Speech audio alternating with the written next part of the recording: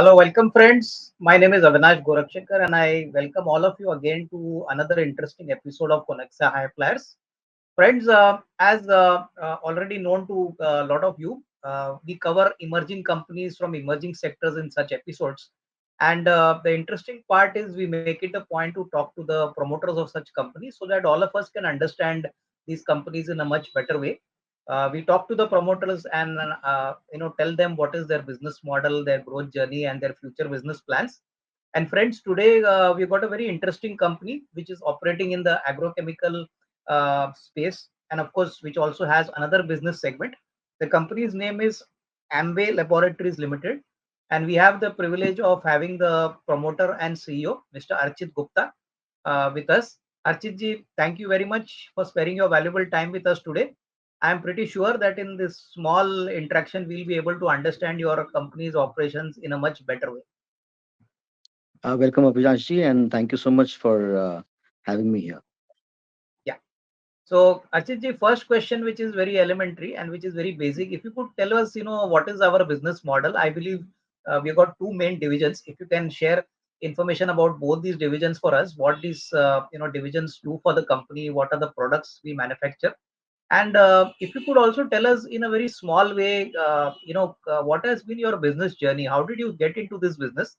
If you could please share your journey, that also will give us little valuable insights about the company. Sure. So basically, we are into agrochemicals that constitutes almost 95% of our business, and 5 to 6% of our other category, that is the home hygiene. So home hygiene is basically home pesticides, black phenyls, floor cleaning products, any disinfectants. So that is the category that we work on that space. And agrochemicals, we are doing almost 95% of our turnover from that segment. In agrochemicals, we are in a product called 2,4-D primarily, which constitutes almost 65% of our total revenue of agrochemicals.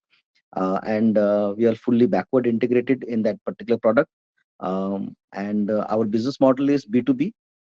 So we sell it to, we basically manufacture the API of agrochemicals, and then we sell it Okay. to large corporates who have their own brands, and they sell it in their own brands through their own network channels across India. So that is the business model. So, okay.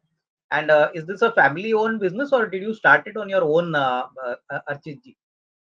So since I started it on my own, but it is still a family that runs it. Okay, okay, understood. It's family No, owned. fine. It's family owned. Yeah. Okay. Okay. Now, second question is I wanted to understand, since you said that we are a B2B company, almost 95% business comes from agrochemicals. Can we assume that these are basically sold to the larger agrochemical players, and, then they brand it, and then they obviously sell it under different formulations. So basically, हमारा business जो है वो ज़्यादातर, we cater to the larger agrochemical players. Is it something like that, or do we do a Exactly like little that. bit of also? Yeah, yeah, exactly like that. So we sell it to large corporates, and then they have distributors across India, from Kerala till north. And there are some small formulators also which are placed either in north, south, everywhere, because India is an agricultural country. So these formulators buy from us from time to time, from crop to crop, or based on the weather. The crop that they do, for example, our product is used for paddy, sugarcane, wheat. So it is used across the sector. Okay. And Architji, now on the other product, which is not a very large product, but which has got a very promising future, the household, agrochemical business. I was just seeing your presentation in your prospectus. These products look very interesting. So, what was the reason for the company to get into this business segment, and what is the kind of growth opportunity you see here for this business? So my father has been into this FMCG business since 1977, and then we exited this segment in 2012. Post that, we restarted this segment. So we are very well aware of this, how we use this product, how do we manufacture this product, and then how do we distribute it, and how do we sell it across India. We want to make it a national brand. And post COVID, what has happened is, and it's basically post COVID only we started to rethink about it, because home hygiene was never considered very useful for for the B and C segment. because earlier only urban cities used to only use these kind of products. But now everybody's Okay. budget has become home hygiene based project. That is why we are into this particular business. Okay. Okay. Understood. And for this, Architji, do you have the facility located at your existing factory, or do you have a setup which is outsourced from somewhere else, and then you manufacture it your products, your home hygiene products there? If you can give us some clarity on this aspect. So as of now, all the 36 products that we 36 SKUs that we do, 30 SKUs that we do is manufactured at our current facility itself. And we do intend to enter into more products that we will outsource. So it's Okay. going to be a Okay. combination of both. Okay. And this will also be like a B2B model, Archit ji. यहाँ पे भी आप No, no, B2B follow करोगे? no. Purely B2C, because we are going to be directly selling it to through our distributors. We currently have 250 distributors across northern India, and we are Okay. doing catering to almost 29,000 retailers directly through our workforce. So Okay. we are going to. This is how we operate in this particular space into B2C segment. Okay. Understood. Archit ji, another information which I was looking at your prospectus. Please give me clarity on this. There is some business relationship with a company called Aromatic Rasayan Private Limited and OFB Technology Private Limited. Now, what are these companies? What is the business relationship our company enjoys with them? And are these companies owned by the promoters? If you can give us some clarity. So OFB Tech Private Limited um, is a bridge gap funding kind of business. It is not owned by us. It is a large corporate that does aggregation of business, and we did business with them for about 4 years. And then we have our own network also that we actually went on to. So OFB is we are not doing much business with them, but yeah, fairly large. But Aromatic is our own company, and it is used primarily for distributors, as I told you, B2C segment. So we need distributors. So all the distributors are lined up in that particular company, and we sell it through them because we don't want the B2B and B2C to be combined and then have the number of customers are too many, and that is why we need to define it separately, and that is the only reason that we have defined Aromatic separately. That's it. Okay, understood. Okay, now coming to the market opportunity, Architji, especially for agrochemicals, you said that you make the API for the agrochemicals and then supply it to the B2B player. Now, as per your kind of estimate, over the next say 3 to 4 years, although this product is largely monsoon driven, I mean, hopefully this year we'll have a good monsoon. But on a very rough kind of scale, if you could tell us, what is the size of the market? We are about 100 crores, top line. So, over the next say 3 to 5 years, how will the company capitalize on this growth? Because the market is growing. So, in that sense, what is the kind of strategy we have adopted so that we can capitalize on this growth? So our contribution in terms of business is about 90% is domestic and 10% is exports. So primary our objective and our focus would be to enter into the export market, which we've already done. And then export markets takes about 3 to 4 years to enter, for which almost 2 years have been already passed. And another couple of months we'll be able to get some registrations across these countries. And slowly and steadily by next 2 years, we should be present in very large countries, and that will help us to grow further, because eventually this particular product is very competitive with China, and is also manufactured very heavily in India for the export markets. Okay. And tell me one thing, Archit ji, how many products, that is agrochemical products, do we have in our product portfolio? Although you said that one of the main products, contributes about 50-60% of the top line, but Yeah. हमारे product base में कितने ऐसे products हैं? Or normally, sir, what is the pricing mechanism for these products? For example, is there a fixed price for the products which you sell to the B2B customer, or is there some flexibility in the pricing? Like, raw material cost goes up, then how do you take care of that element and supply to the B2B customer? If you could please tell us. Yeah. So what happens is when we contract with our B2B customers, so we do majorly we do a verbal contract of the quantities that they would need in that particular year. But the Okay. prices are driven by 1 month or 2 month, on 1 month and 2 month basis, that this year or this Okay. month we'll need this much quantity and this price.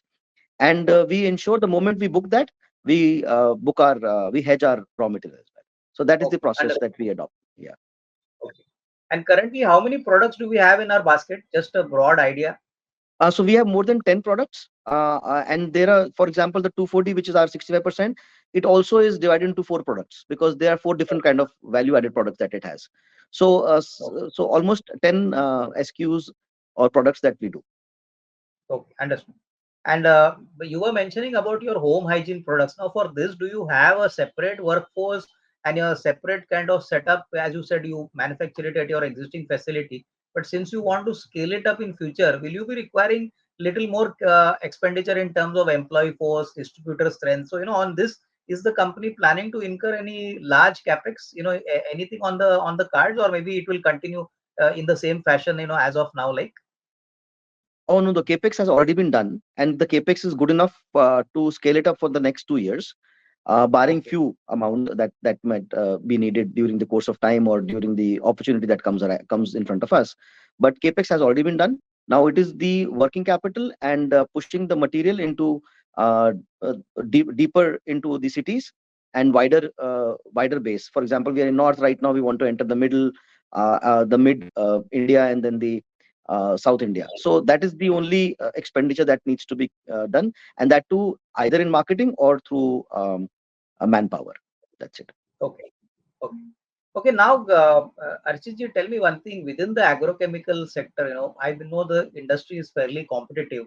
Like, just to understand the qualitative aspects of our business, like in what way do we add value to the customer? Like, we all know the financials of the company, but is our product quality good, service good, execution good? If you can highlight two, three qualitative points for us and tell us that how is our company doing a better job in the same industry as compared to other competitors. If you can please share your thoughts. Yeah. So our core competency primary is that we are backward integrated into the raw material. So whatever agrochemicals we manufacture currently, particularly 2,4-D, we are backward integrated to the base chemical. Base chemical means that we are not able. We are there where only 1,000 crore company can provide us a raw material. So our Okay. base, we are backward integrated to that. So that is one core competency. Secondly is that we sell our product not in terms of today you want the material and then you buy it. What we do is that agrochemicals, we do contracts in terms of quantity. So whenever there a customer needs more or less, we are always there with him. So the supply chain is a primary importance for agrochemicals, and Okay. particularly at that particular moment, that particular time. For example, if the monsoon delays by another 15 days or it comes early, so at that time we should be well prepared. So that is the supply chain that we provide to our customers. Okay. Understood. And just one added question, Archit ji, is that we have been talking to a lot of agrochemical companies. Is the business seasonal? Like April to September is supposed to be a peak period for most of the agrochemical companies, and second half is a Yes. normal. It's not a very bumper season. So is it the same pattern which is applicable for our company also? Yes and no. I'll tell you how. Is that the agrochemicals is definitely seasonal. For example, in Kerala, the monsoon arrived in June, but in north it will arrive in July. So, but the customers that we are catering to or selling our goods to, they are present nationally. So first they will need our product to cater to the Kerala market or Tamil Nadu market, and then they would need the product to be catered to the mid Madhya Pradesh market, and then probably end of July they would need the material to be catering to the north market, and also the Okay. crops.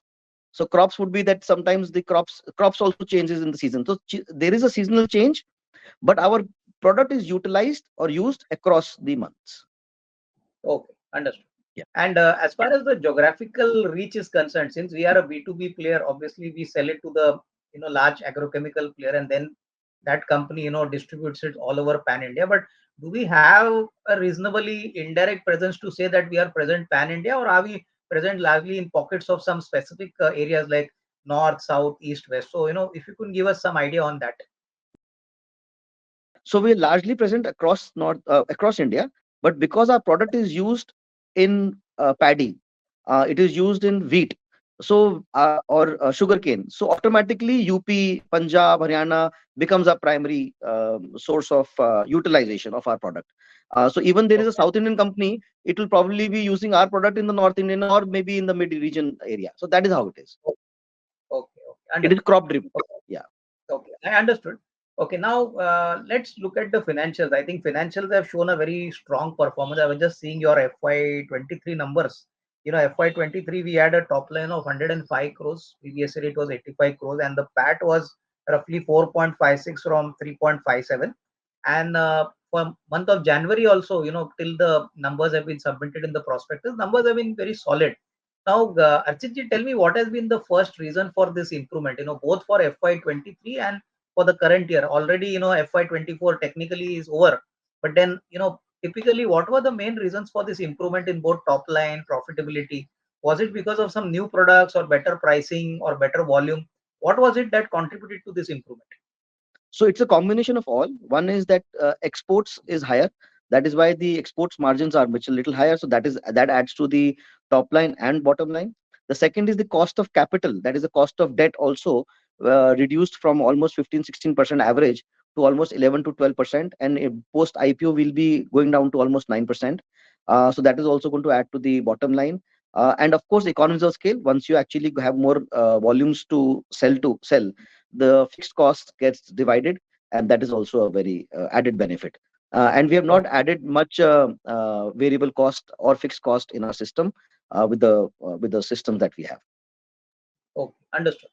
Acha, now tell me one thing, sir. Typically, this is just a repeat question. Like you said, you got about 10 main products, which you sell to the B2B customers. What is the kind of level of R&D which you have internally to ensure that you keep improvising yourself so that you can also categorize in the new products? Because a lot of agrochemical companies have a wide range of basket of products, and as you said, sometimes it might be paddy, sometimes it might be some other product. So do you have any kind of R&D cell at your end which actually does a little bit of R&D so that new products also come on the shelf from a on a regular time to time basis? Oh, yes, definitely. We have a 13 people team for R&D, and that R&D is not because we're not changing the product or we're not combining the product with something else. That is a job of the formulators. So our R&D is not based on new products. What our R&D is based on, and we spend almost 2% of our revenue on R&D, is based on that we example manufacture 95% pure material for a crop. That 95% pure material will be utilized as it is required to, but the 5% which is not the actual material, it will remain on the crop, and that is where the R&D comes in. That how to Okay, reduce that 5% to 4%, and how to reduce its presence in the crop. That is the R&D that we go into.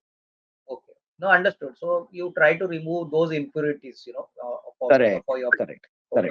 correct. That is what is our job is as an API manufacturer. Okay. Yeah. Okay. Now, Archit ji, another thing which I wanted to understand after the financials is that, is our business largely a kind of an order book business? Do you get some kind of confirm orders from your regular customers? So do you have an order book kind of, system which operates? And secondly, in terms of operating margins, we have seen a very strong improvement in the current financial year, that is FY24. Now, FY25 has already started. We are now in the month of June.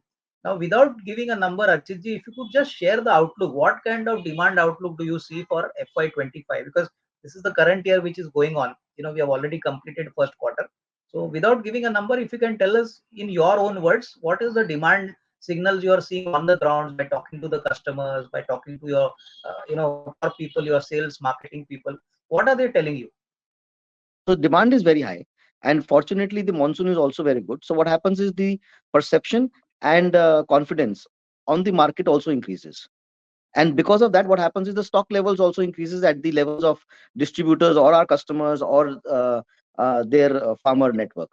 So that helps in increased sales. It also helps in increased value in terms of profits because the product prices goes up. Okay, Archit, one question which got left out is that I was mentioning to you that is our business an order book driven business. So without putting a number, if you could just tell us, normally 3 months, 4 months orders are already there in the pipeline every time, or is it like every month the schedule comes from the customer and then accordingly you all decide your production schedule. So इसके बारे में कुछ बताइए. No, it's an order book business. We do not take orders immediately and then supply them. It's an order book business, and minimum 1.5 months to almost 2.5 months we keep the order book, depending on our hedging of the raw material, available raw material at back end. So second question is, Archit ji, if you could tell us something about your forthcoming IPO. Now the company is going to hit the capital market. So if you could tell us, what is the objective of raising these funds? What is the size of the issue which you are planning, for the benefit of our all viewers? Also, the IPO is for about 45 crores. The objective of this issue is that we are going to use it for working capital, general corporate purposes, and the reason is the IPO expenses. And we have raised NCDs also to bridge gap the capex that we were supposed to do, so that when we hit the IPO market, we should be ready within very next few months. We should be ready with the capex, finishing of the capex, and ready with the money to hit the market with the product, and that will help us to grow faster. That's what we've done. Okay. Okay. Now coming to the working capital side, Archit, normally what is the working capital cycle in our business? Because agrochemical companies typically, as you mentioned, there is some seasonality in our product. If you could tell me, typically from the time you stock the inventory, you produce the product, and then give it to the customer, the B2B customer, how much time does it take for the customer to pay you? In short, what is the working capital cycle on a very broad basis for our industry? In the industry in general, um, uh, the general trend is 90 to 120 days of debtors. But we have managed to keep it to almost 60 days because we sell a lot of products on advance basis or immediate payment basis, and then we also have to give credit. So we have a fairly healthy 60 to 70 days of debtors with us. But when it comes to our working capital, because it's a very long process, it's a 7-stage chemical process, and it takes about 21 days to manufacture it. So what happens is that our work in progress and our raw materials, that is where the main funds are used. Finished goods we do not keep much because Okay. we already have orders in hand. So the moment the finished goods come up, it's already dispatched. So typically Okay. 70 days to 75 days of inventory is maintained. Okay, now last question, Archit ji, which is very elementary but very important. See, we have all seen how COVID, happened, and that had a disastrous impact on most of the, companies. Of course, COVID has now gone. I think everything has come back to normal. But see, in our industry, what is the main risk? Is it the weather, or whether it is the, execution part, or whether it is product quality? Now, you have managed this business for such a long time. If you could tell us, what are the main risks in our business, and how have you managed these? Also, the product quality is a major risk. However, since you have already told that we are already there in the market for last 20 years, that product risk has already been reduced to zero, because the customers have used it multiple times, multiple years, so it's already gone out of the equation. The second risk that arises is the weather, but that risk is not about product not being sold, but about cash flows. Sometimes the money Ah, comes late, or it gets the material lot. Sometimes you need to stock a little more, and 15 days, 16 days, or maybe 20 days also. The things can go up and down.